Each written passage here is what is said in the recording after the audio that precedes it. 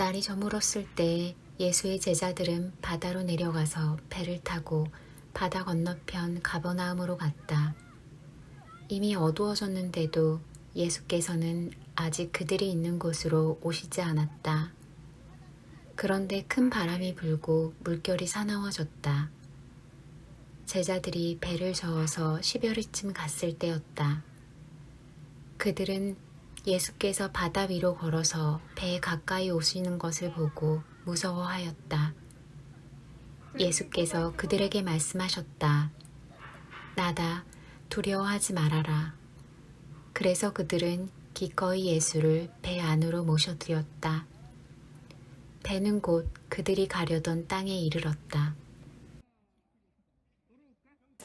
오병이어의 기적을 일으키신 예수님께서 이번에는 바다를 건너가십니다.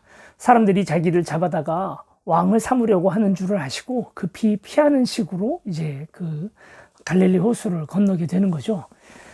이 호수, 물이라고 하는 것이 우리가 구약 성경에서부터 자세히 살펴보면 굉장한 의미를 가지고 있습니다. 처음 온 세상은 물 밑에 잠겨 있었습니다. 물, 그러니까 우리가 이 세상을 생각할 때 땅의 깊음이라는 것, 스올이라 하죠. 그 땅의 깊음도 죽음을 의미하는 시어이지만 물, 트홈이라고 그 히브리어에서는 읽는데요. 이 트홈이라는 것도 죽음을 의미하는 시어입니다. 온 세상은 죽음의 밑에 가라앉아 있었는데 이것이 성령님의 놀라운 능력과 그리고 하나님의 창조의 섭리 속에서 이 물 사이에서 묻이 드러나고 세상이 창조되죠.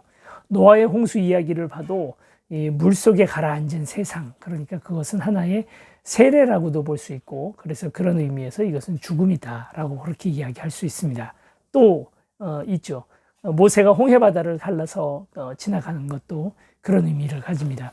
예수님께서 이제 물 위를 걸어서 제자들에게 오게 되시는데요. 우리는 이 기적에 대해서 신기하다. 예수님이 야 그래 물 위를 걸을 만큼 대단한 능력이 있구나. 그렇게만 볼 것이 아니고요. 구약 성경의 여러 전통에서 이렇게 쭉 봤을 때 물이라고 하는 것은 죽음을 의미하거든요. 죽음을 의미하는 물을 밟고 그것을 건너시는 예수님. 제가 늘 그냥 하는 농담처럼 예수님께서 배멀미 많이 하셔가지고 특히 그냥 배 타고 지나가는 것보다 걸어가는 걸 좋아하셔가지고 그래서 물 위를 걸어오셨을까요? 네, 그런 이야기가 아니죠. 이것은 예수님께서 죽음을 이기신 분이라는 사실을 우리에게 보여주는 것입니다. 오늘 우리는 그냥 이 땅에 살아가고 있는 오늘 우리는 물을 밟으면 어떻게 됩니까? 물을 밟으면 물에 빠져요. 그게 이 세상이에요. 근데 예수님께서 오늘 우리에게 보여주시는 기적을 통해서 예수님께서 이 세상의 법칙들, 물에 빠지고, 물이라는 건 죽음을 의미한다 했으니까 죽음에 그저 매여 사는 사람을 극복하는 모습을 우리에게 보여줍니다. 그건 비단 예수님의 이야기뿐만이 아니라 오늘 우리의 이야기이기도 하죠.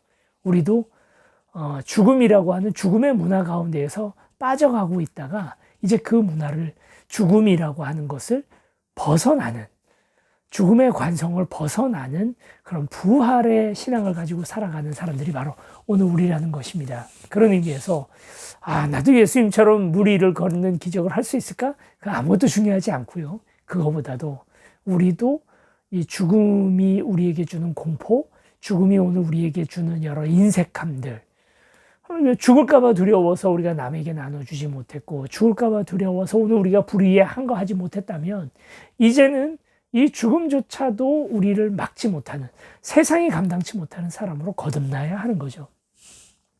예수님은 그래서 제자들 앞에서 물 위를 걸은 것을 보여주시고 오늘 성경에는 나오지 않지만 마태, 마가, 누가복음에는 베드로도 이 예수님을 따라서 물 위를 걸었다 하는 이야기가 나옵니다. 우리도 걸을 수 있는 거예요.